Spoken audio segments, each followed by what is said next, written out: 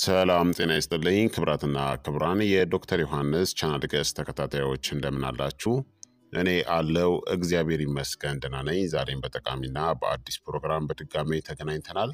በዛሬው የጤና ፕሮግራማችን ላይ የምንመለከተው የደም መርጋት በሽታ ምንድን ነው፣ መንስኤዎቹን፣ ምልክቶቹን፣ አደጋውን እናም የደም መርጋትን የሚከላከሉ መጠቀም ያለባችሁን 12 ፍራፍሬዎችን በዚህ ቪዲዮ ላይ በስፋት የምነግራችሁ ይሆናል ማለት ነው። ይህ የጤና ትምህርት ታዲያ በጣም ጠቃሚና አስፈላጊ ስለሆነ ሁላችሁም በቅንነት ላይክና ሼር በማድረግ ሌሎችንም አስተምሩ፣ አሳውቁ እላለሁኝ። ጥያቄ ካላችሁ በቴሌግራም ቻናል ላይ መጠየቅ ትችላላችሁ፣ እመልስላችኋለሁኝ። በቀጥታ ወደ ጤና ትምህርታችን የማልፍ ይሆናል። የደም መርጋት ማለት በደም ውስጥ የሚገኙ አርጌ ህዋሳት ወይም ደግሞ ፕላትሌቶች፣ ፕሮቲኖችናም ሴሎች አንድ ላይ ተጣብቀው ሲፈጠሩ የሚፈጠር እንደ ጄል ያለ የደም ክምችት ነው። ይህ ሂደት ስትቆረጡ ወይም ደግሞ ስትጎዱ ከመጠን በላይ ደም መፍሰስን የሚከላከል መደበኛናም አስፈላጊ የሆነ የፈውስ አካል ነው። ሆኖም ያለ ጉዳት በደም ስሮች ውስጥ የሚፈጠሩ የደም መርጋቶች ግን አደገኛ ሊሆኑ ይችላሉ። ሁለት ዋና ዋና የደም መርጋት አይነቶች አሉ። እነዚህም አንደኛ የደም ቧንቧ መርጋቶች ወይም ደግሞ አርተሪያል ክሎትስ የምንላቸው ሲሆን በደም ቧንቧዎች ውስጥ የሚፈጠሩ ሲሆን ኦክስጅን የያዘ ደም ወደ አስፈላጊ የአካል ክፍሎች እንዳይደርስ ሊያግዱ ይችላሉ። ሁለተኛ ደግሞ የደም ስር መርጋቶች ወይም ደግሞ ቬነስ ክሎትስ የምንላቸው ናቸው። እነዚህ በደም ስሮች ውስጥ የሚፈጠሩ ሲሆን እብጠትናም ህመምን ሊያስከትሉ ይችላሉ። ብዙውን ጊዜ በእግሮች ላይ ጥልቅ የደም ስር መርጋት ወይም ደግሞ ዲፕ ቬን ትሮምቦሲስ ይባላሉ ማለት ነው።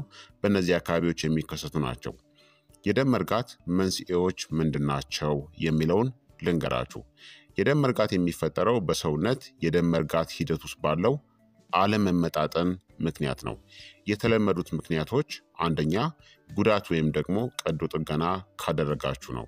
የቲሹ ጉዳት ወይም ደግሞ መርጋት እንዲፈጠር የሚያደርጉ ንጥረ ነገሮችን ያንቀሳቅሳል። ከቀዶ ጥገና በኋላ ያሉ ታካሚዎች በቀነሰ እንቅስቃሴ ምክንያት ለከፍተኛ የደም መርጋት አደጋም ይጋለጣሉ። ሁለተኛ ለረጅም ጊዜ እንቅስቃሴን አለማድረግ ነው። ለረጅም ጊዜ መቀመጥ እንደ በረራዎች ወይም ደግሞ በቢሮ ውስጥ በተለይም በእግሮች ላይ የደም ፍሰትን ሊያዘገይናም ወደ መርጋት ሊያመራ ይችላል። ሶስተኛ የጤና ሁኔታዎች ነው።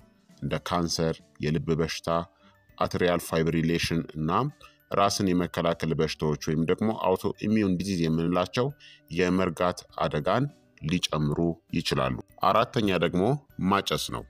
ማጨስ የደም ስሮች ግድግዳዎችን ይጎዳል። ይህም የመርጋት አደጋን ይጨምራል።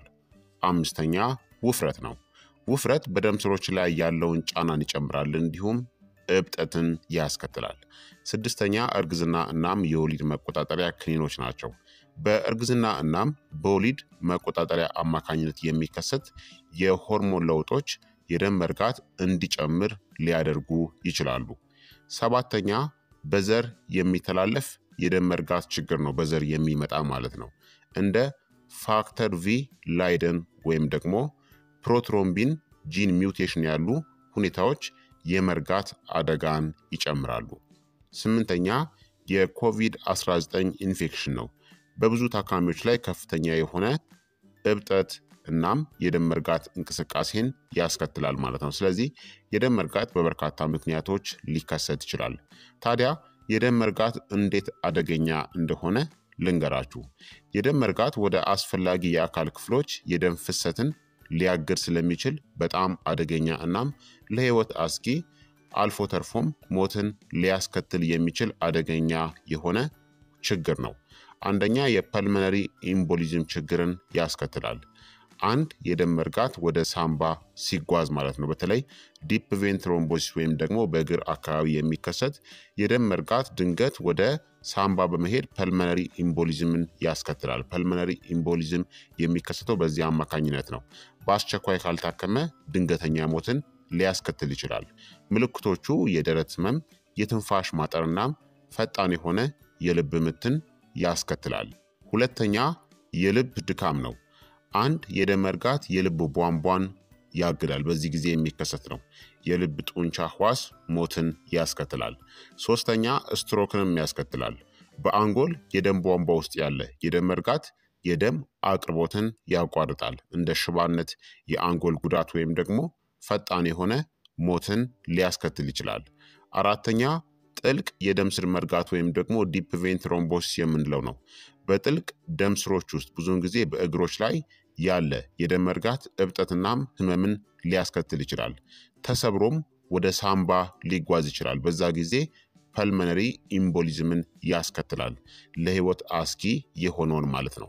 አምስተኛ ደግሞ የአካል ክፍሎች ጉዳትን ያስከትላል። በኩላሊት፣ በአንጀት ወይም ደግሞ በጉበት ውስጥ ያሉ የደም መርጋቶች ካልታከሙ የአካል ክፍል ሽንፈትን ወይም ደግሞ ስራ ማቆምን ሊያስከትሉ ይችላሉ ማለት ነው። ታዲያ የደም መርጋት ገዳይ ነው ወይንስ ደግሞ አይደለም የሚለውን ልንገራችሁ። አዎ የደም መርጋት ገዳይ ሊሆን ይችላል። በተለይም ወደ ሳምባ ሲጓዝ ማለት ነው። የረጋው ደም ወደ ሳምባ ሲጓዝና ፐልመነሪ ኢምቦሊዝምን በሚያስከትልበት ጊዜ፣ በአንጎል ወይም ደግሞ በልብ ውስጥ ያሉ የደም ቧንቧዎችን ሲዘጋ እናም ለረጅም ጊዜ ሳይታከም ሲቀር የደም መርጋት ገዳይ ነው ማለት ነው። በሕክምና መረጃ መሰረት ፐልመነሪ ኢምቦሊዝም በአሜሪካ ውስጥ ብቻ በዓመት ወደ 100,000 በላይ ሞትን ያስከትላል ማለት ነው። በደም ማቅጠኛዎች ወይም ደግሞ የደም መርጋትን በሚያፈርሱ መድኃኒቶች ፈጣን ሕክምናን ማግኘት በጣም አስፈላጊ ነው። በአጠቃላይ የደም መርጋት ጉዳዮችን በምትፈውሱበት ጊዜ ጠቃሚ ነው። በአጠቃላይ የደም መርጋት ጉዳቶችን በምትፈወሱበት ጊዜ ጠቃሚ ነው። ነገር ግን በደም ስሮች ውስጥ ሲፈጠር በጣም አደገኛ ችግርን ያስከትላል። እነሱ ለህይወት አስጊ ሊሆኑ የሚችሉ ሲሆን ፈጣን የህክምና ክትትል ያስፈልጋቸዋል። ምክንያቶቹን፣ ምልክቶቹንናም አደጋዎቹን መገንዘብ ህይወትን ሊታደግ ይችላል ማለት ነው። የደም መርጋታውን ለምሳሌ የሆነ ነገር ቆርጣችሁ በቆዳችሁ ላይ የሚከሰት የደም መርጋት ያንን ጉዳት ለማከም በጣም አስፈላጊና መሰረታዊ የሆነ የጉዳት ማገገሚያ ሂደት ነው። የደም መርጋት በጣም አደገኛ ነው የሚባለው በደም ስሮች ውስጥ የሚከሰት የደም መርጋት ነው ማለት ነው። እሱን በሚገባ መገንዘብ አለባችሁ። ታዲያ በተለያዩ የሰውነት ክፍሎቻችን ላይ የሚታዩ የደም መርጋት ቀደምት የማስጠንቀቂያ ምልክቶች ምን ምንድን ናቸው የሚለውን በዝርዝር ልንገራችሁ። አንደኛ በእግር ላይ ያለ የደም መርጋት ነው። ጥልቅ የደም ስር መርጋት ወይም ደግሞ ዲፕ ቬን ትሮምቦሲስ የምንለው ነው። ይህ እንግዲህ ብዙውን ጊዜ በታችኛው እግር ወይም ደግሞ ጭን ጥልቅ ደም ስሮች ውስጥ የሚፈጠር ነው። ምልክቶቹም በአንድ እግር ላይ እብጠት፣ አልፎ አልፎ በሁለቱም እግሮች ላይ ሊከሰት ይችላል። በባት ወይም ደግሞ በጭን ላይ ህመም ወይም ደግሞ ርህራሄ፣ ብዙውን ጊዜ እንደ ቁርጥማት አይነት ስሜት ሊሰማችሁ ይችላል። በተጎዳው አካባቢ ላይ ከፍተኛ የሆነ የሙቀት ስሜት፣ ቀይ ወይም ደግሞ ሰማያዊ የቆዳ ቀለም መቀየር፣ ደም ስሮች ይበልጥ የሚታዩ ወይም ደግሞ ያበጡም ሊመስሉ ይችላሉ ማለት ነው። ሁለተኛ በሳምባ ውስጥ ያለ የደም መርጋት ነው፣ ፐልመነሪ ኢምቦሊዝም የምንለው። ይህ የዲፕ ቬን ትሮምቦሲስ መርጋት ተሰብሮ ወደ ሳምባ ሲጓዝ የሚከሰት ነው። ምልክቶቹም ድንገተኛ የትንፋሽ ማጠር፣ በእረፍት ጊዜም ቢሆን እንደ ሹል የሚወጋ የደረት ህመም በተለይም በምትተነፍሱበት ጊዜ ይከሰታል። ፈጣን የሆነ የልብ ምት ወይም ደግሞ ታኪካርዲያ ይከሰታል። ሳል፣ አንዳንድ ጊዜ ደም የቀላቀለ ንፍጥንም ልትመለከቱ ትችላላችሁ። ማዞር ወይም ደግሞ ራስን መሳት፣ የጭንቀት ወይም ደግሞ የፍርሃት ስሜት ይከሰታል። ፐልመነሪ ኢምቦሊዝም የህክምና ድንገተኛ አደጋ ነው። እነዚህ ምልክቶች ከታዩ ወዲያውኑ ድንገተኛ ህክምናን ማድረግ ይኖርባቸዋል። ሶስተኛ ደግሞ በልብ ውስጥ ያለ የደም መርጋት ነው። የልብ ድካም ወይም ደግሞ የልብ ቧንቧ ትሮምቦሲስ የምንለው ማለት ነው። ምልክቶቹም በደረት ላይ ጫና ወይም ደግሞ ህመም መሰማት፣ ከባድ ነገር በደረታችሁ ላይ እንደተቀመጠ መሰማት፣ ህመም ወደ ክንድ፣ አንገት፣ መንጋጋ ወይም ደግሞ ጀርባ መሰራጨት፣ የትንፋሽ ማጠር፣ ቀዝቃዛ ላብናም ማቅለሽለሽ ወይም ደግሞ ራስን መሳት ይከሰታል ማለት ነው። አራተኛ በአንጎል ውስጥ ያለ የደም መርጋት ነው፣ ኢስኬሚክ ስትሮክን የሚያስከትለው። ምልክቶቹ ድንገተኛ የሆነ የመደንዘዝ ወይም ደግሞ የድክመት ስሜት ይከሰታል። በተለይም በአንድ የሰውነት ክፍል ላይ የፊት መውደቅ፣ የንግግር ችግር ወይም ደግሞ ንግግሮችን ለመረዳት መቸገር፣ ድንገተኛ የሆነ የእይታ ችግሮች በአንድ ወይም ደግሞ በሁለቱም አይኖቻችሁ ላይ፣ ድንገተኛ የሆነ ከባድ የሆነ ራስ ምታት፣ የሚዛን መዛባት ወይም ደግሞ ቅንጅት ማጣት ይከሰታል።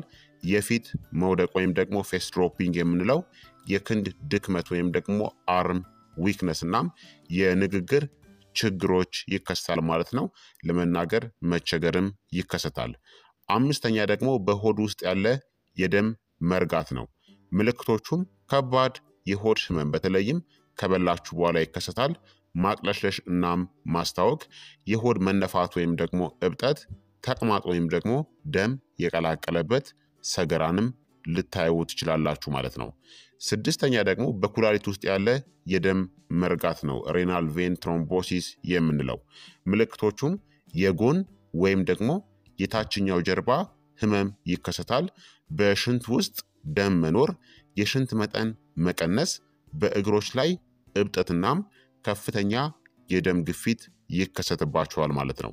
ሰባተኛ ደግሞ በክንድ ውስጥ ያለ የደም መርጋት ነው። ምልክቶቹም እብጠት፣ ብዙውን ጊዜ በአንድ በኩል ብቻ የሚከሰት ህመም ወይም ደግሞ ርህራሄ፣ ሰማያዊ ወይም ደግሞ ቀይ የቆዳ ቀለም፣ በአካባቢው ላይ የሙቀት ስሜት መሰማትናም የሚታዩ ያበጡ ደም ስሮች ይከሰታሉ።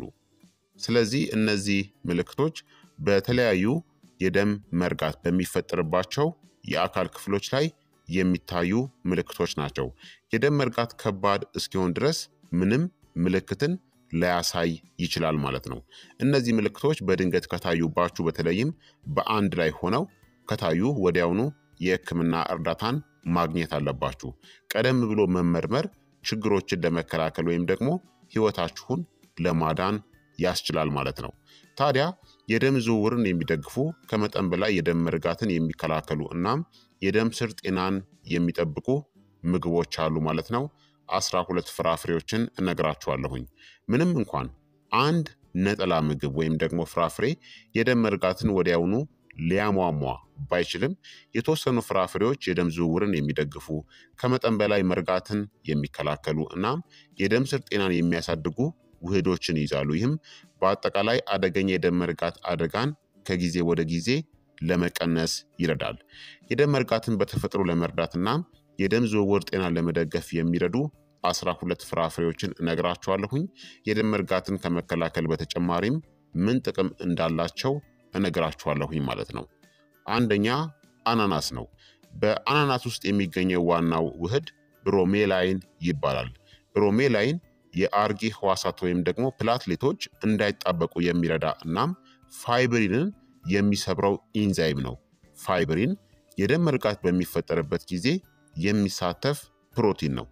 አናናስ እብጠትን ለመቀነስ ይረዳል፣ እንዲሁም የደም መርጋትን መፍረስን ሊደግፍም ይችላል። ሁለተኛ ፓፓያ ነው። በፓፓያ ውስጥ የሚገኘው ዋናው ውህድ ፓፔን ነው። ልክ እንደ ብሮሜላይን ፓፔን ፕሮቲዮቲክ ኢንዛይም ሲሆን የምግብ መፈጨትን የሚደግፍናም የፕሮቲን መፈራረስን በማሻሻል ከመጠን በላይ የደም መርጋትን ለመቀነስ ይረዳል።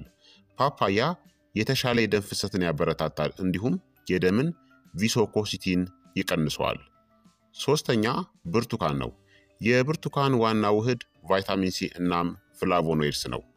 የደም ስሮች ግድግዳዎችን ያጠናክራል፣ እንዲሁም የኦክሳይድ ውጥረትን ይቀንሳል። ይህም የደም መርጋትን ሊያስከትል የሚችል ነው። ብርቱካን የደም ስርን ጤንነት ይደግፋል፣ እንዲሁም የኢንዶቴሊየም ጉዳትንም ይከላከላል። አራተኛ ሎሚ ነው። የሎሚ ዋና ውህድ ቫይታሚን ሲ እናም ሲትሪክ አሲድ ነው። የደም ዝውውርን ያሻሽላል፣ እንዲሁም የደም ስሮች ላይ የሚደርሰውን የኦክሳይድ ጉዳትን ይከላከላል። ሎሚ ደምን ቀጭን ለማድረግ እናም የደም ቧንቧ ግድግዳ ላይ የቅባት ክምችት እንዳይፈጠር ለመከላከልም ይረዳል። አምስተኛ ሮማን ነው።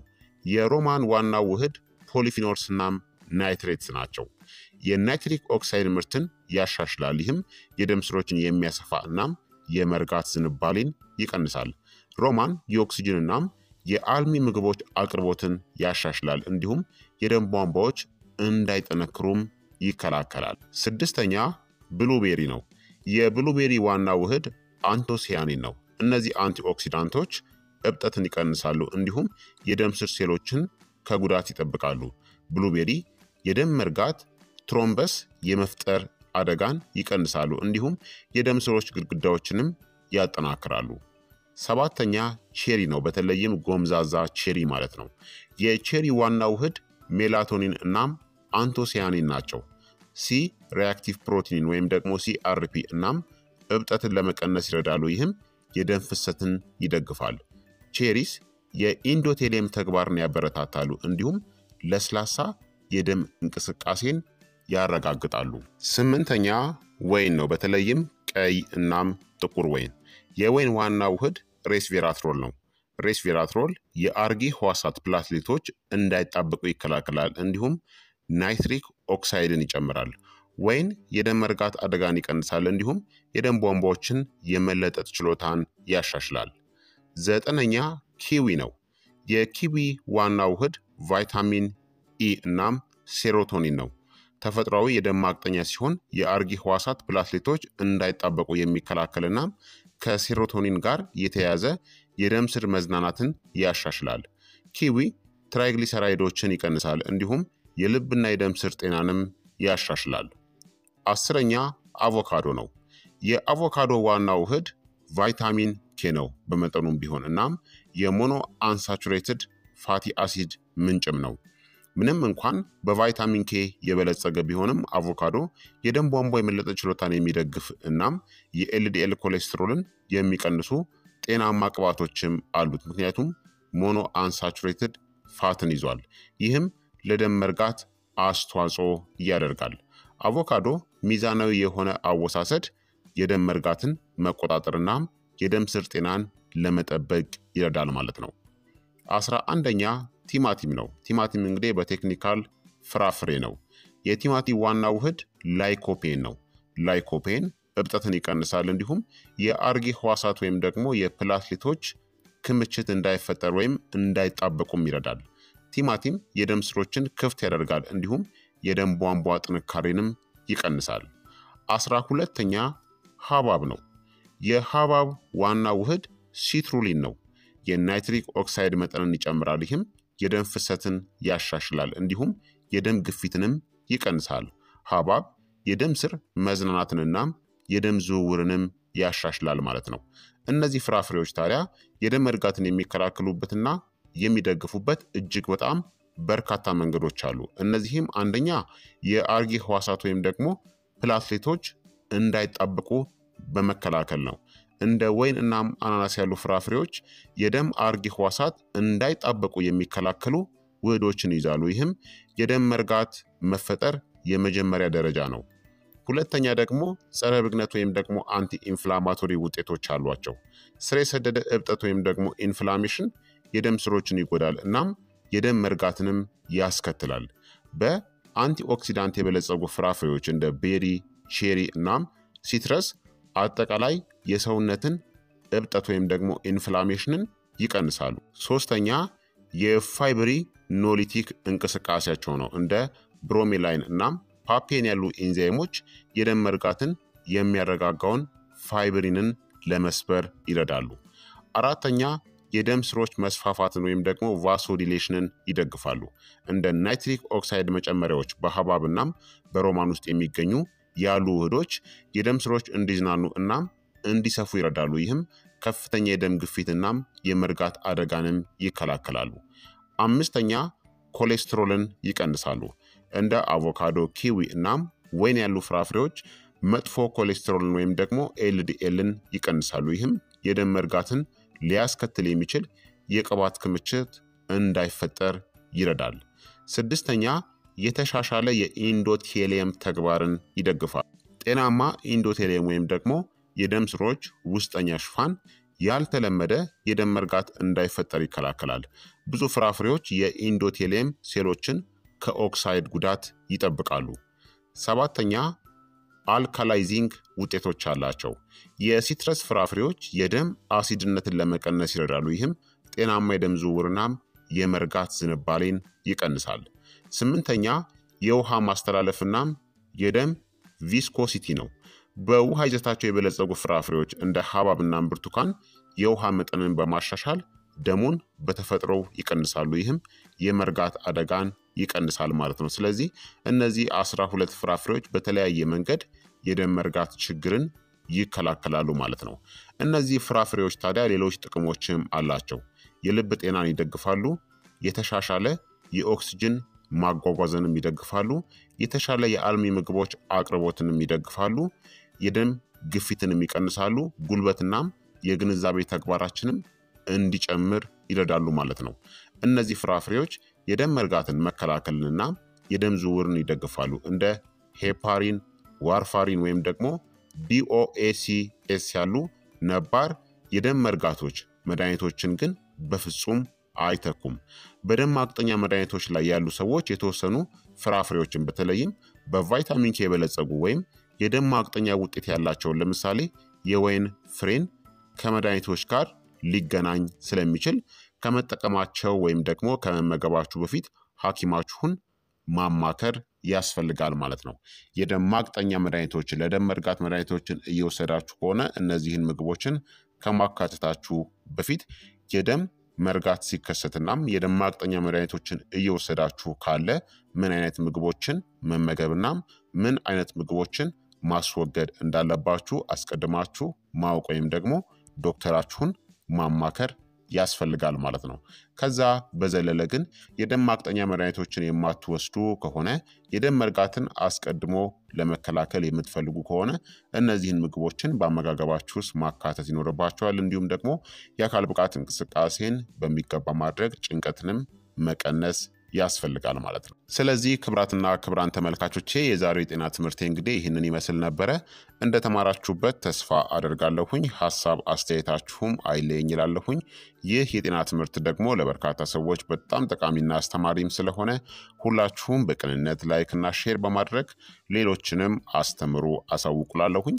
ከዚህ ቪዲዮ ጋር በተያያዘ ጥያቄ ካላችሁም ሀሳብ አስተያየት ካላችሁም በኮመንት ላይ አስፍሩልኝ።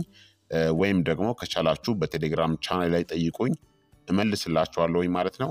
በቀጣይ የጤና ትምህርት እስከምንገናኝ እኔንም እናንተንም ቸር ያቆየን። መልካም ጊዜ፣ መልካም ቆይታ። ቻው ቻው።